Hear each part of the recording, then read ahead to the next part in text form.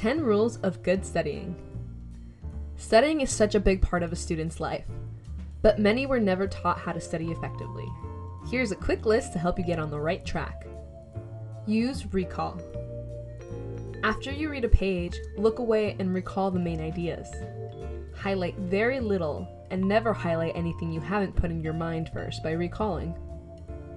Try recalling main ideas when you are walking to class or in a different room from where you originally learned it. An ability to recall, to generate the ideas from inside yourself, is one of the key indicators of good learning. Test yourself on everything, all the time. Flashcards are your friend. Chunk your problems. Chunking is understanding and practicing with a problem solution so that it can all come to mind in a flash. After you solve a problem, rehearse it. Make sure you can solve it cold, every step. Pretend it's a song and learn to play it over and over again in your mind, so the information combines into one smooth chunk you can pull up whenever you want. Space your repetition. Spread out your learning in any subject a little every day, just like an athlete. Your brain is like a muscle. It can handle only a limited amount of exercise on one subject at a time. Alternate different problem-solving techniques during your practice. Never practice too long at any one session using only one problem-solving technique.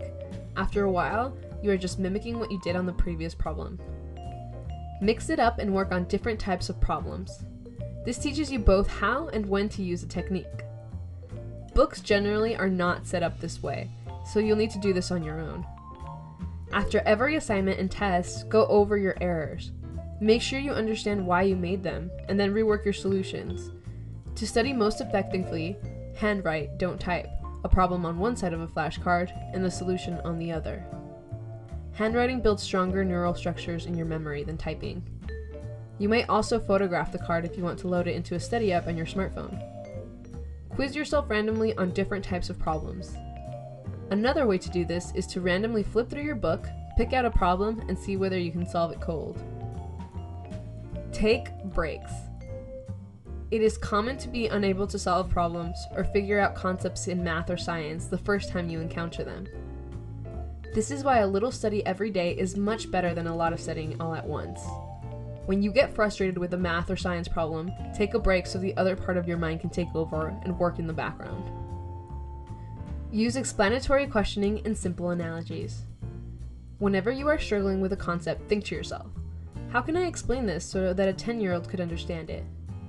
Using an analogy really helps, like saying that the flow of electricity is like the flow of water. Don't just think your explanation, say it out loud or put it in writing. The additional effort of speaking and writing allows you to more deeply encode, that is, convert into neural memory structures, what you are learning. Focus. Turn off all interrupting beeps and alarms on your phone and computer, and then turn on a timer for 25 minutes. Focus intently for those 25 minutes and try to work as diligently as you can. After the timer goes off, give yourself a small fun reward. A few of these sessions in a day can really move your studies forward. Try to set up times and places where studying, not glancing at your computer or phone, is just something you naturally do.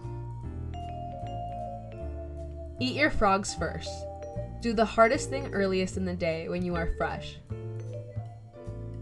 Make a mental contrast. Imagine where you've come from and contrast that with the dream of where your studies will take you. Post a picture or words in your workspace to remind you of your dream. Look at that when you find your motivation lagging. This work will pay off, both for you and those you love. These rules are accepted from the book, A Mind for Numbers, How to Excel in Math and Science, Even if you Flunked Algebra, by Barbara Oakley.